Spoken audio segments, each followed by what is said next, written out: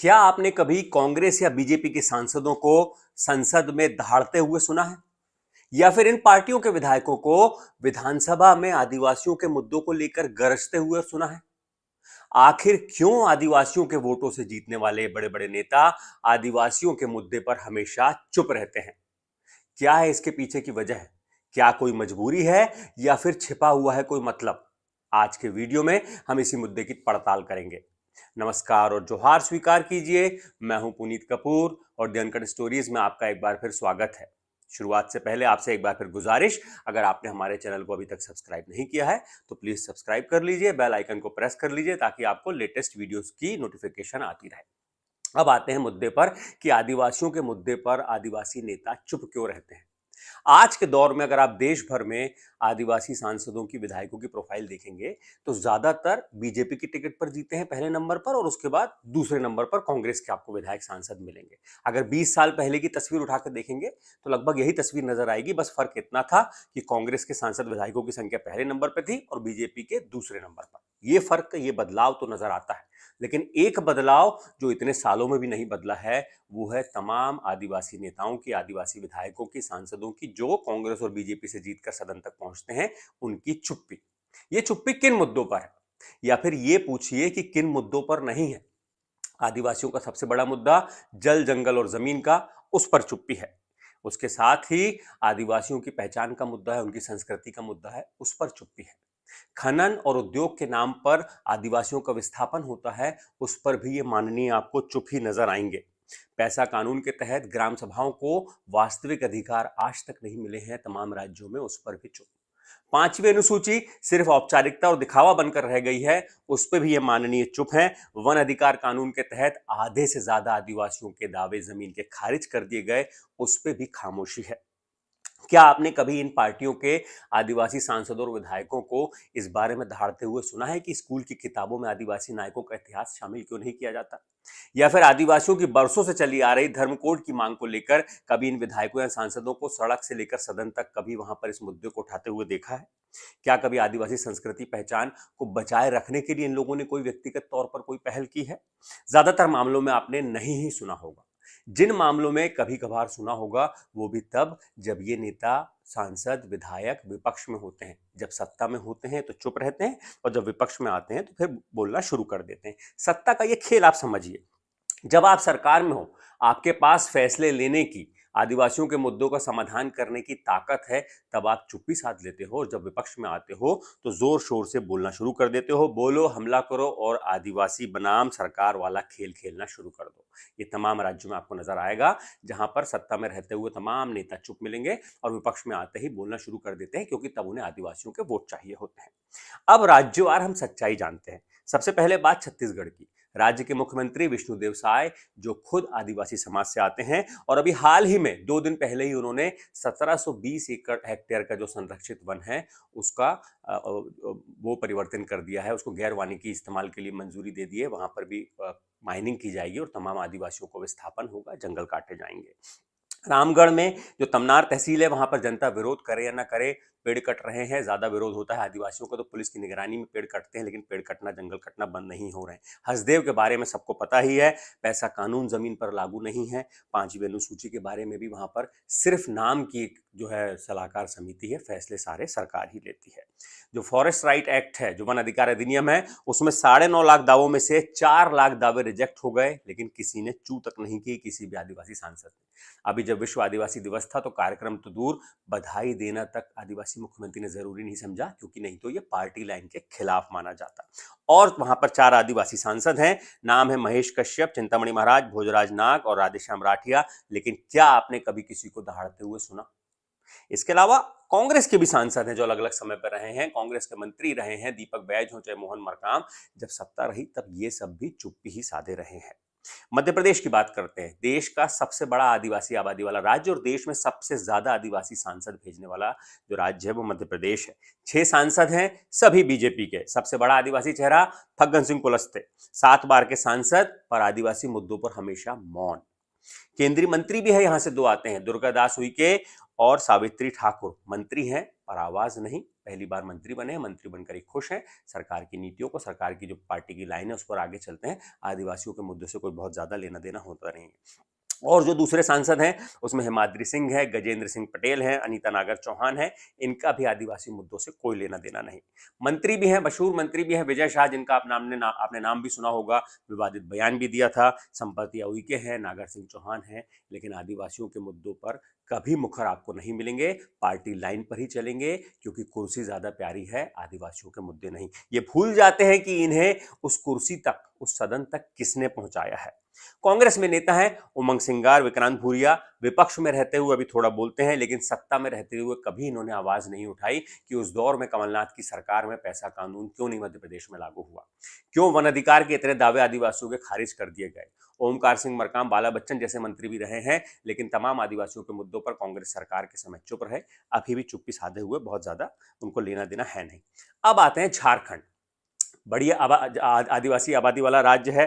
5 आदिवासी सांसद हैं, 3 है झारखंड मुक्ति मोर्चा के, विजय कुमार हंसदक, जोबा मांझी, नलिन सोरेन। कांग्रेस के 2 सांसद हैं, सुखदेव भगत, कालीचरण मुंडा। इसके अलावा और है जो 2 बड़े आदिवासी चेहरे, पूर्व मुख्यमंत्री अर्जुन मुंडा और बाबूलाल मरांडी। इनमें आपको झारखंड मुक्ति मोर्चा और कांग्रेस के कुछ आदिवासी सांसद तो आदिवासी संस्कृति, पहचान, जमीन के लिए, उनके अधिकारों के लिए, अलग धर्म कोड के लिए मुखर दिख जाएंगे, लेकिन बाकी नेता पार्टी लाइन पार करके कभी आदिवासियों के मुद्दों पर बोलते नहीं। उनके लिए विकास मतलब है गांव में सड़क नाली बन जाना, स्कूल खुल जाना। ये तो होना ही चाहिए, ये तो आजादी के बहुत पहले हो जाना चाहिए था, जो अब तक नहीं हो पाया, बहुत दुर्भाग्य की बात है। लंबे समय तक तो कांग्रेस की सरकार रही है, उनके ऊपर इस बात की तोहमत आएगी कि उस दौर में क्यों आदिवासी सुदूर इलाकों तक रोड, सड़क, नाली नहीं बन पाई, क्यों स्कूल, स्वास्थ्य केंद्र नहीं पहुंच पाए। इन मुद्दों के लिए तो तमाम पार्टियां जिम्मेदार हैं, लेकिन जो आज आदिवासियों के मूल मुद्दे हैं उन पर भी ये नेता चुप रहते हैं। राजस्थान की बात करते हैं, 3 आदिवासी सांसद हैं। राजकुमार रोत जो भारत आदिवासी पार्टी के सांसद हैं, जो अभी के दौर में आप देखेंगे तो तमाम 47 सांसदों में, आदिवासी सांसदों में सबसे ज्यादा मुखर है। इसके अलावा बीजेपी से मुन्ना लाल रावत, कांग्रेस से मुरारी लाल मीणा। इन जो राजकुमार रोत को छोड़कर बाकी के 2 सांसद आपको कभी सदन में बोलते हुए नजर नहीं आएंगे। अगर बोलते हुए नजर भी आएंगे तो पार्टी लाइन पर ही बात करेंगे, आदिवासियों को मुद्दों को लेकर, उनके विस्थापन को लेकर, पैसा कानून लागू नहीं हुआ इसको लेकर कभी बोलते नहीं दिखेंगे। इसके अलावा अगर राज्य सरकार के मंत्रियों की बात करें तो बाबूलाल खराड़ी हो या फिर हेमंत मीणा या फिर कांग्रेस सरकार के समय मंत्री रहे प्रसादी लाल मीणा समेत दूसरे आदिवासी नेता, सदन तो छोड़िए, सार्वजनिक मौकों पर भी पार्टी लाइन से बाहर जाकर आदिवासी के मुद्दों पर नहीं बोलते हैं, क्योंकि इनके लिए पार्टी लाइन ही सर्वोपरि है। अगली बार टिकट चाहिए, टिकट कट जाएगा भाई, वो ज्यादा जरूरी है वहां पर पहुंचना। बात गुजरात की करते हैं, 4 आदिवासी सांसद हैं, चारों भारतीय जनता पार्टी के हैं। 3 बार के सांसद हैं प्रभुभाई नागर भाई वसावा जो बारडोली से हैं। इसके अलावा जशु भाई भीलू भाई हैं, धवल लक्ष्मण पटेल हैं, जसवंत सिंह सुमन भाई भाभोर हैं। इन नेताओं को भी कभी आपने संसद में दहाड़ते हुए, गरजते हुए, आदिवासी मुद्दों के लिए बोलते हुए, अपने आदिवासी भाइयों के लिए लड़ते हुए आपने कभी नहीं देखा होगा। जल जंगल जमीन पर, पैसा पर, 5वीं अनुसूची पर, विस्थापन पर कभी आपको बोलते नजर नहीं आएंगे। अगर इक्का दुक्का हो सकता है मौकों पर बोलते नजर भी आ जाएं, लेकिन पार्टी लाइन ज्यादातर मौकों पर क्रॉस नहीं करते हैं। महाराष्ट्र से 4 आदिवासी सांसद हैं, कांग्रेस से 2 सांसद हैं, बीजेपी से 1 है, एनसीपी से 1 है, लेकिन पैसा, 5वीं अनुसूची, विस्थापन, जल जंगल जमीन, वन अधिकार कानून का लागू ना होना, पैसा के नियमों के तहत आदिवासियों को ग्राम सभा को अधिकार ना मिलना, इसमें ज्यादातर मौकों पर चुप रहते हैं। राज्य सरकार में भी आदिवासी मंत्री हैं, महाराष्ट्र में बीजेपी के अशोक उइके हों या फिर कांग्रेस सरकार में मंत्री रहे शिवाजीराव मोघे, चुप्पी यहां पर भी आपको नजर आएगी। उड़ीसा, ये एक और ऐसा राज्य है झारखंड और छत्तीसगढ़ के अलावा जहां पर आदिवासी मुख्यमंत्री हैं मोहन चरण मांझी। बीते कई सालों से उड़ीसा में पैसा कानून को लागू करने के लिए मांग हो रही है, प्रदर्शन हो रही है। देश की पहली आदिवासी राष्ट्रपति द्रौपदी मुर्मू भी इस इलाके से आती हैं, लेकिन उसके बाद भी राज्य में आदिवासियों के पास, ग्राम सभाओं के पास जल जंगल जमीन को लेकर फैसला लेने का कोई पावर नहीं है, कोई ताकत नहीं है, क्योंकि पैसा यहां पर लागू ही नहीं हुआ।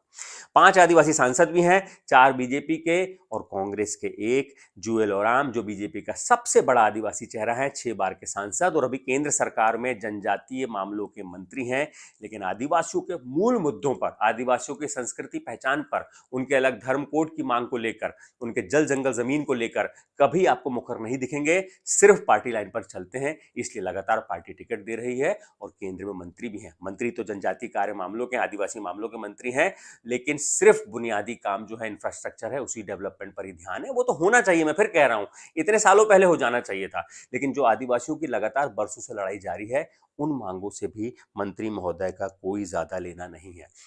अमूमन यही हाल आपको और भी राज्यों का मिलेगा, सांसदों का मिलेगा, तमाम जगह विधायकों का मिलेगा। तस्वीर इससे अलग नहीं मिलेगी। सत्ता में होते हैं तो चुप हो जाते हैं, विपक्ष में आते ही मुद्दा उठाते हैं क्योंकि वोट चाहिए, फिर वो सत्ता में आ जाते हैं तो वो चुप, और सत्ता वाले विपक्ष में आ गए तो वो चुप। अब असली सवाल ये है कि ये नेता चुप क्यों रहते हैं। पहली वजह जो है, पार्टी टिकट देती है, अगर बोलेंगे तो पार्टी टिकट काट देगी, तो माननीय की कुर्सी खतरे में आ जाएगी। इसलिए वो बेहतर समझते हैं कि चुप रहना, ताकि अगली बार फिर उस कुर्सी पे पहुंच सकें। लेकिन ये भूल जाते हैं कि उस कुर्सी तक पहुंचाने वाली जनता उनकी आदिवासी जनता है। दूसरी वजह है, तमाम पार्टियों में, सरकार में, जो भी जिस भी पार्टी की सरकार रही हो, खनन, जंगल, भूमि, जमीन, इन मसलों पर फैसला पार्टी हाईकमान लेता है।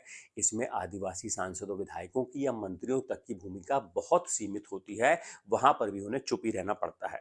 बोलने पर जो तीसरी वजह है, अगर बोलते भी हैं तो नोटिस आ जाता है, और चुप रहने पर प्रमोशन मिलता है। इसलिए प्रमोशन ज्यादा प्यारा है, बजाय इसके कि आदिवासियों को मुद्दों को उठाएं। और एक और जो बड़ी वजह है वो है, आदिवासी समाज एकजुट वोट बैंक किसी भी पार्टी के लिए नहीं है। इसलिए सरकारों के लिए वो मुद्दा प्राथमिकता में नहीं है। सरकारों को भी पता है कि आदिवासी समाज अलग अलग जनजाति समाज में बटा हुआ है, एकजुट होकर वोट नहीं करता है, तो किसी को भी वो टिकट देंगे, जीतेगा उन दोनों पार्टियों में से कोई एक ही, कोई तीसरा आदिवासी समाज जिताएगा नहीं। कम से कम अभी तो ऐसा बहुत ज्यादा देखने को नहीं मिलता है। इसलिए नेता बोलना भूल जाते हैं, और भूल जाते हैं कि उन्हें किस जनता ने भेजा है। और इसीलिए यही वजह है कि आदिवासी सांसद या विधायक आदिवासियों के प्रतिनिधि ना होकर पार्टी के प्रतिनिधि बन जाते हैं। और इसका नतीजा क्या है? आजादी के 78 साल बाद भी जल जंगल जमीन को लेकर आदिवासियों की लड़ाई जारी है। खनन उद्योगों के नाम पर विस्थापन हो रहा है, पैसा कानून जमीन पर लागू नहीं है, 5वीं अनुसूची के मामले में भी औपचारिकताएं ज्यादा है। वन अधिकार अधिनियम के तहत आधे पट्टे करीब आदिवासियों के खारिज कर दिए गए, सुनवाई नहीं हुई, वर्षों से काबिज आदिवासियों को जमीन का अधिकार नहीं मिल पाया। स्कूल में आदिवासी इतिहास नहीं पढ़ाया जाता, ये आप भी जानते हैं। और अलग धर्म कोड की मांग जो वर्षों से आदिवासी कर रहे हैं, वो एक मांग ही बनकर बनी हुई है। 2027 में जनगणना होना है, लेकिन ऐसे कोई आसार नजर नहीं आते हैं कि आदिवासियों को उनकी पहचान मिलेगी। आज देश में आप तस्वीर देखिए कि 47 सांसद जो हैं आदिवासी हैं, और 530 विधायक आदिवासी हैं। ये नेता, ये सांसद, ये विधायक किसी पार्टी की दया से, किसी पार्टी के रहमो करम पर जीत के नहीं जाते हैं, बल्कि संविधान ने उनको यह अधिकार दिया है। इसलिए उन सीटों से चुनकर जाते हैं, क्योंकि वो अनुसूचित जनजाति के लिए, आदिवासियों के लिए आरक्षित है। लेकिन उसके बाद भी ये नेता अगर वहां पर जाकर आवाज नहीं उठाते हैं, तो ये सबसे बड़ा नुकसान और सबसे बड़ा धोखा होता है इस देश के 12 करोड़ आदिवासियों के साथ। क्योंकि उन्हें कुर्सी ज्यादा प्यारी है, उन्हें आदिवासियों के हक में बोलना गवारा नहीं है, क्योंकि अगली बार उनका टिकट कट जाएगा। तो ये मूल वजह है। इसके बारे में आप भी सोचिएगा, क्योंकि कहीं ना कहीं इसके पीछे जनता भी, यानी आप भी जिम्मेदार हैं कि क्यों आप हर बार सोच समझकर फैसला नहीं लेते, क्यों ऐसे नेताओं को नहीं चुनते जो सदन से लेकर सड़क तक आपके हक में आवाज उठाए। ये वीडियो अगर आपको अच्छा लगे तो इसे लाइक कीजिएगा, कमेंट करके हमें अपनी राय बताइएगा, अपने लोगों के बीच में शेयर कीजिएगा, और फिर से जाते जाते गुजारिश, हमारे चैनल को सब्सक्राइब जरूर कीजिएगा। शुक्रिया।